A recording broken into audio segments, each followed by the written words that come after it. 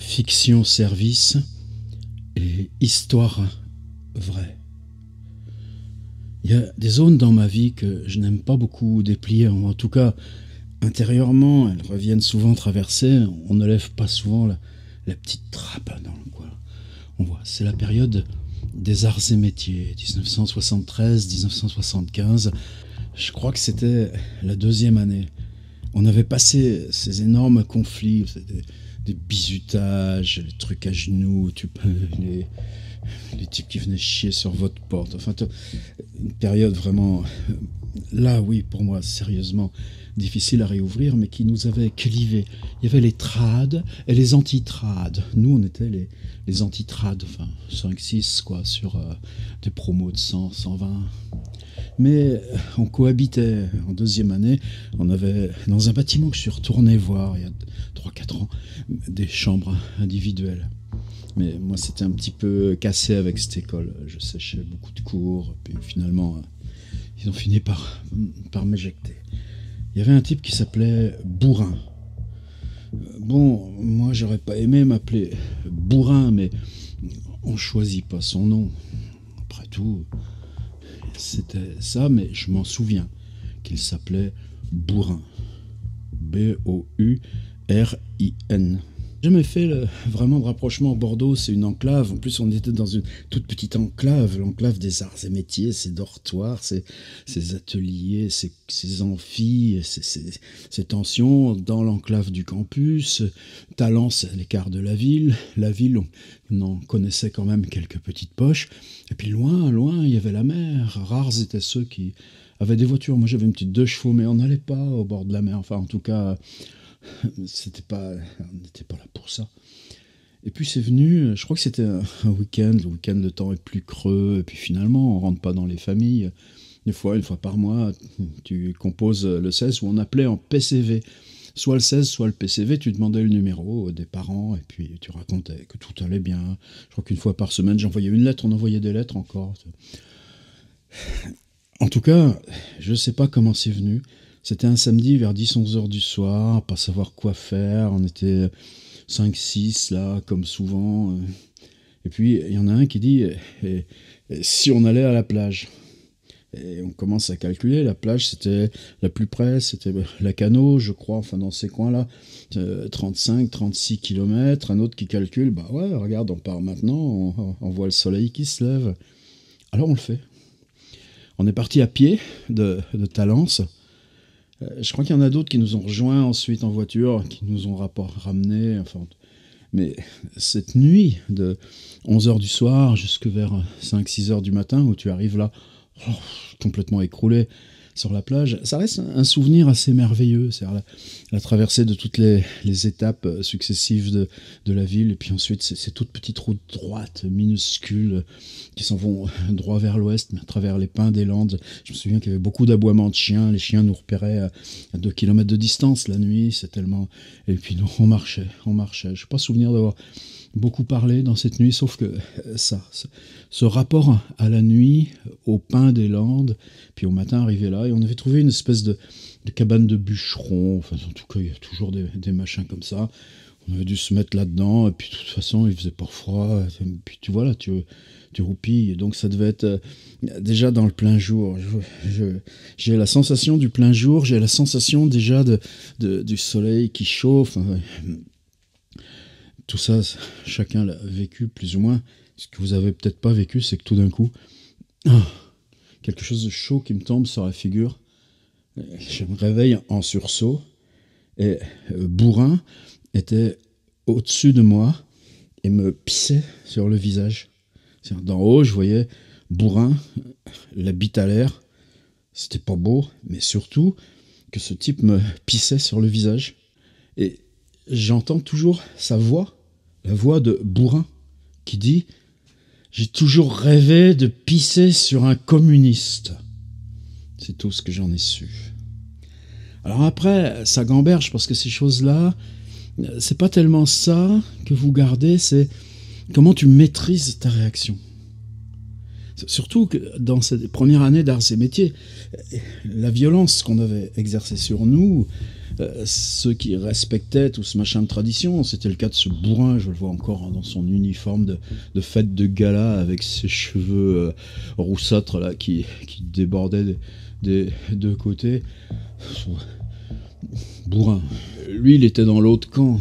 Donc, on avait appris à maîtriser, à affronter. Finalement, c'est une année qui a été extrêmement formatrice pour nous, 5 ou 6, qui avions dû, il y a un moment, on était presque 40 à dire on fera pas ces histoires de bizutage. Puis après, toutes ces pressions qui s'étaient exercées dans les 40. Alors, tu comprends plein de trucs, tu comprends Jérémie de la Bible. Plus tard, à cette époque-là, je lisais pas la Bible, tu comprends beaucoup de choses de la politique de Antelme, Rousset. Enfin, justement, ça te prépare à aller, sinon penser, intégrer des expériences humaines beaucoup plus complexes, mais en toi, cette espèce de radicalité de l'expérience humaine, tu l'as traversée par la violence infligée, reçue. Mais là, c'était quoi comme violence? C'était rien. Pauvre gars, là, dans ces trucs magnifiques des Landes, après une nuit blanche, cette expérience, c'est une toute petite violence, quoi. Une violence grosse comme ça, son petit machin qui faisait pipi, quoi. Et là, l'interrogation rétrospective est toujours là. Elle n'est pas sur cette perception qui vous dégoûte, du chaud, c'est se dire comment tu maîtrises la pulsion de violence qui te prend. Et souvent, quand j'y repense, c'est ça. Je vois encore mal, mais je revois quand même, il y avait une espèce de cheminée qui servait à rien. Enfin, on était en plus, mais c'est une espèce d'abri de bûcheron. Enfin, en tout cas, et en tout cas, il y avait des chaises, des trucs. En tout cas, il y a des objets, quoi. C'est-à-dire, la réaction, ça peut être prendre une chaise et lui écraser dans la figure. C'est-à-dire là, je l'ai revécu plus tard, bien longtemps après, 1998, ça fait quoi? Oh, vous voyez déjà le temps. Oh, comme ça s'écoule après votre vie, 25 ans, et là je revenais au même endroit, centre des jeunes détenus de Gradignan. C'est le livre que j'ai écrit qui s'appelle Prison, qui est rempli de... C'est-à-dire ce moment où ça bascule, évidemment tu ne maîtrises pas. Et ces pauvres gars avec qui je travaillais, dans le centre de jeunes détenus de Gradignan, quelquefois, c'était pas plus que ça. C'est-à-dire, moi avec ces réactions anti-bizutage, j'avais appris à contrôler, c'est pas contrôler, tu contrôles pas, mais contrebalancer ces pulsions qui peuvent t'emmener dans la bascule. Au centre de jeunes détenus de Gradignan, c'était irrémédiable. Mais toujours, je pense ça. C'est-à-dire, le moindre bâton de choses qu'il y avait là, ce bourrin, j'aurais pu lui écraser sur la figure. Qu'est-ce qu'aurait été sa vie après, ou plus de vie? Qu'est-ce qu'aurait été ma vie après un geste comme ça? Évidemment considéré comme disproportionné. Non, c'est pas disproportionné par rapport à cette gratuité de l'insulte. Enfin, je sais pas, ça vous est arrivé, vous, des choses comme ça? J'ai toujours eu envie de pisser sur un communiste. Pisse, mon gars. Les communistes, de toute façon, la résistance et tout ça, c'est beaucoup trop grand pour toi. Tu peux pas pisser sur tous les communistes. Puis en plus, s'il avait su, à cette époque-là, comment on était dans Althusser, tout ça, on faisait du chemin dans nos têtes. Oh, plus que lui, plus que bourrin. C'est juste ça, mon histoire. Cette histoire de se dire... Tu peux attraper quelque chose. Alors c'est quand même pas tout, il y a toujours une fin dans mes histoires. Sinon je pourrais pas les faire si longues s'il n'y avait pas de fin. J'en ai parlé plusieurs fois de cette personne de Fontenay-le-Comte, qui est plus vieille que mes parents, avec qui j'ai bossé plusieurs années, qui s'appelle Jean Odo, qui m'a légué ses livres et qui m'a légué un certain nombre d'exercices. Oh, c'est un livre qui est pas... C'est difficile à trouver. C'est ça qui m'a appris au dos dans cet exercice. C'est un livre à lui, mais c'est le fait de comment tu te concentres sur un objet intermédiaire. Et là, dans l'histoire, c'est que le livre, bon, tu peux le mettre vertical dans ta bibliothèque, 17e siècle, avertissement prophétique. Élie Marion, vous les connaissez, les avertissements prophétiques d'Élie Marion, mais c'est pas le contenu. Le contenu me sert beaucoup dans prise de parole. On peut le ranger là, comme ça, avec d'autres. C'est un livre qui tolère mal d'être croisé avec d'autres. Avec De Sponde. Parfois, je le mets à côté de Sponde et à côté aussi de Étienne Jodel. Ça, c'est mes auteurs. Jodel, De Sponde, avertissement prophétique d'Élie Marion. Ce que m'avait appris Odo, c'est ça. C'est comment tu peux travailler sans que ce soit le truc de chaise ou même le poing, quoi. J'aurais pu, ce type, à ce moment-là, l'écraser parce que l'affect qu'il créait en moi était largement supérieur à sa petite cervelle d'oiseau. J'ai rêvé de pisser sur un communiste. Le livre, c'est tout simple. Et vous pouvez essayer, mais bon, il faut quand même avoir d'autres exercices en parallèle. Il faut savoir déjà quelque chose sur le rêve. On le met comme ça. On peut le mettre comme ça. Et le geste, c'est avec ça que j'ai travaillé, bourrin. Alors, pas toute ma vie. Par exemple, ce livre, j'ai toujours laissé là, avec les miens. Évidemment, pour moi, c'est quelque chose, vous voyez, on s'en souvient. C'est-à-dire 1973-2020, ça fait plus de 45 ans, ça fait presque un demi-siècle. Tu t'en souviens du liquide qui te coule sur la figure, tu lèves la tête, tu vois la petite bite de bourrin, et ce type qui dit « j'ai toujours eu envie de pisser sur un communiste ». Tu le vois, parce que, là encore, l'affect fixe la photographie. Je le vois, contre-plongée, son anatomie, son visage, je l'oublierai pas. Et ensuite, quand tu connais l'exercice, ça commence tout simplement, des expériences comme ça, il faut qu'elles soient fortes, mais c'est pas un truc qui va te faire mal parce que, justement, tu restes pas... T'as la grandeur, c'est ça l'affect en fait, c'est de dire, est-ce que tu lui réponds sur son même terrain ? Ou est-ce que tu te dis, je vaux tellement mieux que lui que je ne me place pas sur le même terrain? Je crois que c'est à ça que tu t'accroches. Tu te dis, et tu te le dis immédiatement, dans le truc même, c'est-à-dire dans la pulsion qui te prend. Tu te dis, non, tu vaux mieux que lui. Reste à distance. Alors il n'est pas capable de comprendre ça, c'est pas grave. Pour ça qu'après, j'ai pris le livre.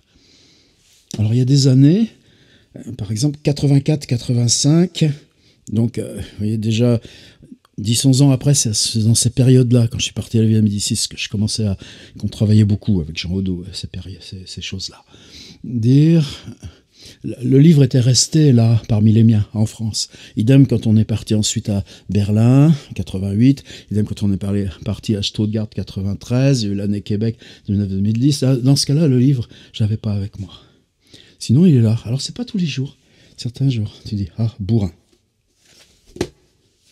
Et tu le mets comme ça. Vous voyez, le titre sur la planche. Ça fait quoi de l'autre côté? Ça fait pas grand-chose. Ça fait juste un petit mauvais goût dans la bouche. Moi, je l'avais eu, ce mauvais goût.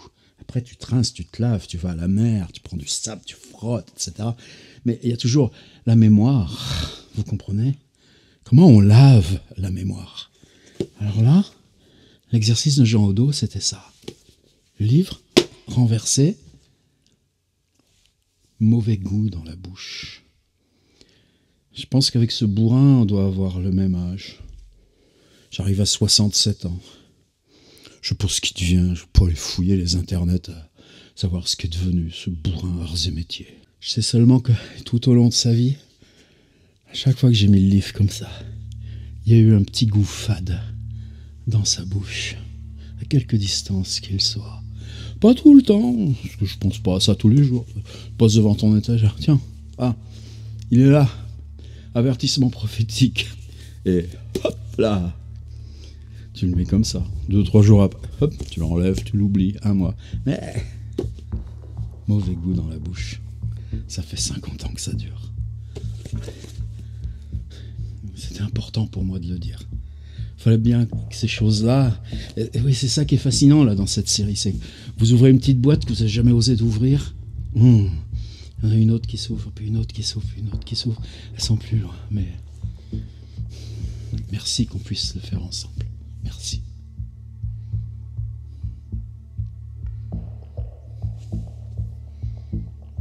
Mauvais goût dans la bouche. Pour un. Une semaine... Ça te va? T'en sauras rien, sauf ça.